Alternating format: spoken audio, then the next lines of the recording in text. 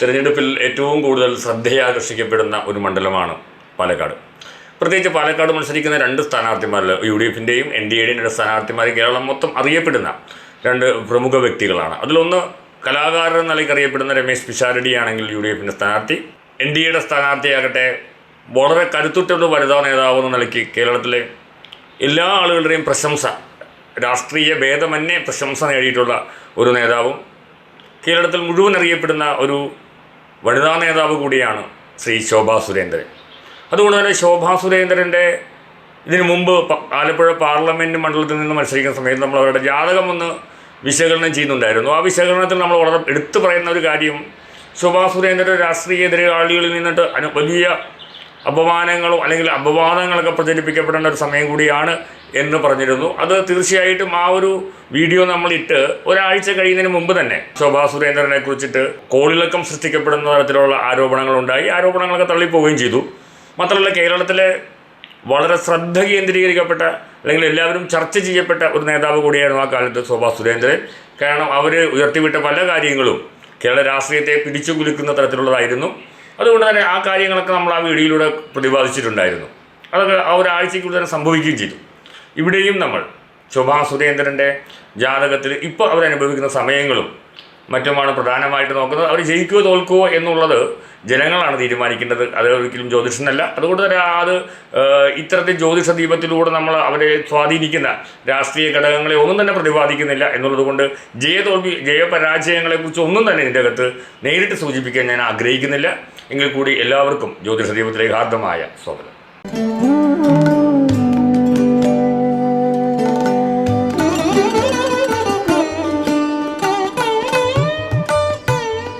നമുക്ക് ശോഭാ സുരേന്ദ്രൻ്റെ ആ ഗ്രഹനിലയെ ഒന്ന് പരിശോധിക്കപ്പെടേണ്ടതായിട്ടുണ്ട്. 1924 മാർച്ച് 24 തീയതി 4 മണിക്കാണ് നമുക്ക് ലഭ്യമായിട്ടുള്ള അവരുടെ ഡേറ്റ് ഓഫ് ബർത്ത് എന്ന് പറയുന്നത്. അപ്പോൾ അവരുടെ നക്ഷത്രത്തിൽ, തൊട്ടാതി നക്ഷത്രത്തിൽ അവരെ സംബന്ധിച്ചിട്ട് അവർക്കിപ്പോൾ നടപ്പുദശ എന്ന് പറയുന്നത് ചന്ദ്രദശയിൽ രാഹു അപഹാരം നടക്കുന്ന സമയത്ത് കൂടിയാണ്. 2027 വ്യാഴത്തിൻ്റെ അപഹാര കാലഘട്ടം അവർക്ക് വളരെ നല്ലതായിരിക്കും. ചന്ദ്രനിലെ വ്യാഴത്തിൻ്റെ അപഹാര കാലഘട്ടം തുടങ്ങുന്നത് 2027 ഇപ്പോൾ നടപ്പുദശയിൽ ചന്ദ്രദശയിൽ രാഹു അപഹാരം തീർച്ചയായിട്ടും അവരെ സംബന്ധിച്ചിട്ട് അത്ര തന്നെ അനുകൂലമായിട്ടുള്ള ഒരു സമയം എന്ന് നമുക്ക് പ്രതിപാദിക്കാൻ, ജാതകവശാൽ പ്രതിപാദിക്കാനോ പറയാനോ സാധിക്കില്ല എന്നുള്ളത് വളരെ ശ്രദ്ധേയമാണ്. അവരുടെ ലഗ്നത്തിൻ്റെ 5ാം ഭാവത്തിലാണ് സർപ്പം നിൽക്കുന്നത്, അംശിച്ചിരിക്കുന്ന 5ാം ഭാവത്തിലാണ്. നമുക്ക് മന്ത്രി അതുപോലെ തന്നെയുള്ള മേഖലകൾ, മന്ത്രി എല്ലാം തന്നെ തീരുമാനിക്കുന്ന 5ാം ഭാവമാണ്. അവിടെ നിൽക്കുന്ന രാശിയാണ് സർപ്പം. അപ്പോൾ അതുകൊണ്ട് തന്നെ അതിന് വളരെ കഠിനമായിട്ടുള്ളൊരു പരിശ്രമം അവരെ സംബന്ധിച്ചിട്ട് ഈ തെരഞ്ഞെടുപ്പിൽ വളരെ വലിയ വെല്ലുവിളി ഉയർത്താനുള്ള സാഹചര്യവും സാധ്യതയും ഉണ്ട്. തെരഞ്ഞെടുപ്പ് പ്രചരണത്തിലും മറ്റുമൊക്കെ ഒരുപാട് ഏറെ മുന്നിലേക്ക് പോയിട്ടുള്ള ഒരു സ്ഥാനാർത്ഥി, കേരളത്തിലെ സ്ഥാനാർത്ഥി, പ്രത്യേകിച്ച് NDAയുടെ സ്ഥാനാർത്ഥി എന്ന നിലയ്ക്ക് ശോഭാ സുരേന്ദ്രൻ വളരെ തിളക്കമാർന്ന ഒരു പോരാട്ടം കാഴ്ചവെച്ചിട്ടുള്ള ഒരു സ്ഥലം കൂടിയാണ്. അവരെവിടെയൊക്കെ നിന്നിട്ടുണ്ടോ, ഏതൊക്കെ സ്ഥലങ്ങളിൽ, എത്ര വളരെ ശക്തി കുറഞ്ഞ സ്ഥലങ്ങളിൽ നിൽക്കുമ്പോൾ പോലും വളരെ ശക്തമായ പോരാട്ടം കാഴ്ചവെക്കാൻ സാധിക്കുന്ന ഒരു നേതാവ് എന്ന നിലയ്ക്കാണ് ശോഭാ സുരേന്ദ്രൻ കേരളത്തിൻ്റെ രാഷ്ട്രീയ ഭൂപടത്തിൽ ഇടം നേടിയിട്ടുള്ള ഒരു വ്യക്തി.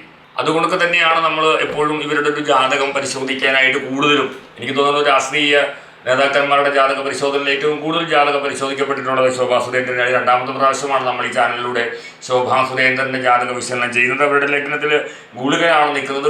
ലഗ്നത്തിൽ ഗുളികൻ തനിച്ച് നിൽക്കുന്നത് രാജകീയമായ യോഗങ്ങൾ പ്രദാനം ചെയ്യുന്ന ഒരു ഗ്രഹം തന്നെയാണ്. ഗുളികൻ തനിച്ച് നിന്നാൽ അത് ചിങ്ങൻ രാശിയിൽ നിൽക്കുന്നു എന്നുള്ളത് തന്നെ അവരെ സംബന്ധിച്ച് എവിടെയും വളരെ സ്ഥാനമാനങ്ങളും രാജകീയമായ പ്രൗഢികളും അതുപോലെ രാജമാനങ്ങളും രാജകീയ സ്ഥാനങ്ങളും ഒക്കെ ലഭിക്കാൻ സാധ്യതയുള്ളൊരു ജാതകം തന്നെയാണ് അവരുടെ ജാതകമെന്ന് ഞാൻ ഇതിനു മുമ്പ് പറഞ്ഞിട്ടുണ്ട്. പക്ഷേ 5ാം ഭാവത്തിൽ നിൽക്കുന്ന അവരുടെ സർപ്പം, ആ സർപ്പമാണ് ഇപ്പോൾ അപഹാരനാഥനായിട്ട് പ്രവർത്തിച്ചുകൊണ്ടിരിക്കുന്നത് എന്നുള്ളത് കൊണ്ടും 8ാം ചന്ദ്രൻ അംശിച്ചിരിക്കുന്നത്. ആ 12ാം ഭാവാധിപത്യം വഹിച്ച് അഷ്ടമത്തിൽ നിൽക്കുന്ന ചന്ദ്രനാണ് ഇപ്പോൾ ദശാനാഥൻ എന്നുള്ളതും ഈ തിരഞ്ഞെടുപ്പുമായി ബന്ധപ്പെട്ട് അല്ലെങ്കിൽ മത്സരവുമായി ബന്ധപ്പെട്ട് അവരുടെ ജീവിതവുമായി ബന്ധപ്പെട്ട് അവരുടെ സ്ഥാനമാനങ്ങളായിട്ട് ബന്ധപ്പെട്ടൊക്കെ തന്നെ വലിയ നേട്ടങ്ങൾ കൊയ്യുന്നൊരു കാലഘട്ടം എന്ന് നമുക്കൊരിക്കലും പറയാൻ സാധിക്കില്ല. ഞാൻ പ്രത്യേകിച്ച് എടുത്തു പറയും, തെരഞ്ഞെടുപ്പിലെ വിജയപരാജയങ്ങളെ എല്ലാം ഉദ്ദേശിക്കണമെങ്കിൽ പോലും പൊതുവെയുള്ള സമയങ്ങൾക്ക് പലപ്പോഴും പല തരത്തിലുള്ള തടസ്സങ്ങളും മറ്റുമൊക്കെ ഉണ്ടാകാനുള്ള സാധ്യതകൾ വളരെ കൂടുതലായിട്ട് കാണാനായിട്ട് സാധിക്കുന്നുണ്ട്.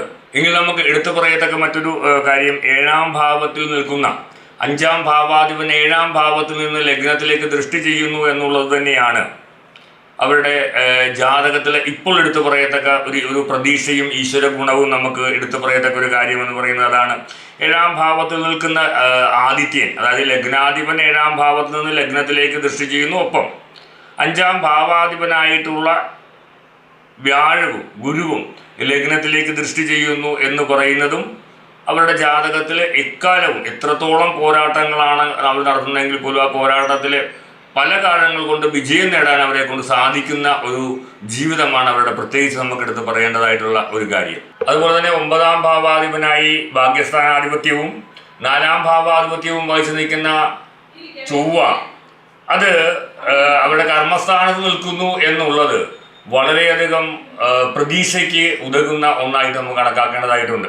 കാരണം കർമ്മസ്ഥാനത്താണ് ചൊവ്വ നിൽക്കുന്നത്. അതുകൊണ്ട് വളരെ ശക്തമായിട്ടുള്ള വീര്യവും ശക്തമായ പോരാട്ടവും ഒക്കെ നടത്തുവാനായിട്ട് അവരെ കൊണ്ട് സാധിക്കുന്നത് ഈ കർമ്മസ്ഥാനത്ത് നിൽക്കുന്ന 4ാം ഭാവാധിപത്യവും കൂടെ നിൽക്കുന്ന ചൊവ്വയുടെ ഫലമാണ്, ചൊവ്വയുടെ ബലമാണ് എന്നുകൂടെ നമുക്ക് എടുത്തു പറയേണ്ടതായിട്ടിരിക്കുന്നു. അപ്പോൾ ആ ഒരു വ്യക്തിപ്രഭാവം ഉണ്ടാക്കാനും ആ വ്യക്തിത്വത്തെ എല്ലാവരും അംഗീകരിക്കത്തക്ക രീതിയിലേക്ക് മുന്നോട്ട് കൊണ്ടുപോകാനും ഒക്കെ സാധിക്കുന്ന ഒന്നുകൂടിയാണ് ഈ ചൊവ്വയുടെ കർമ്മസ്ഥാനത്തുള്ളത്. അതുകൊണ്ട് ശക്തമായ പോരാട്ടം നടത്താൻ, എതിരാളികളെ തറപറ്റിക്കുന്ന തരത്തിലുള്ള പോരാട്ടം നയിക്കാനും നടത്താനും ഒക്കെ സാധിക്കുന്ന വീര്യവും ഒക്കെ അവരുടെ ജാതകത്തിൽ നമുക്ക് എടുത്തു പറയേണ്ടതായിട്ട് ഉണ്ട്. എങ്കിൽ പോലും ഈ ഒരു കാലഘട്ടത്തിൽ ഈ ഒരു സമയം അത്രയ്ക്ക് അനുകൂലമല്ല എന്ന് നമുക്ക് എടുത്ത് പറയേണ്ടതായ ഒരു കാര്യമാണ്.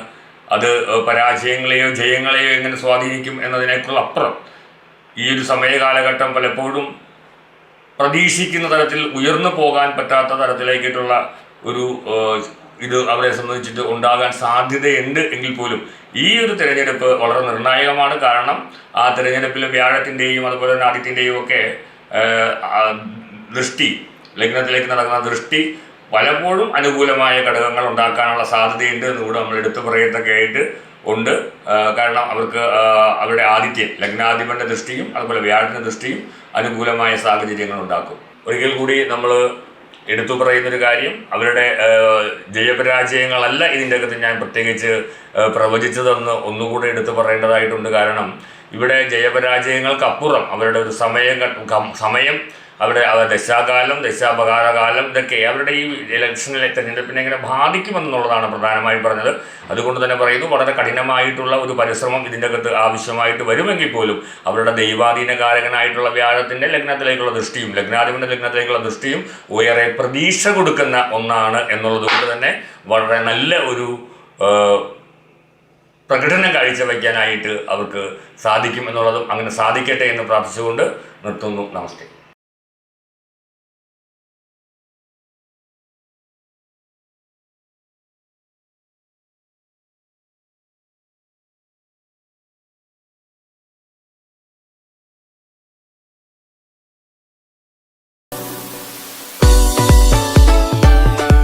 Like, share, subscribe.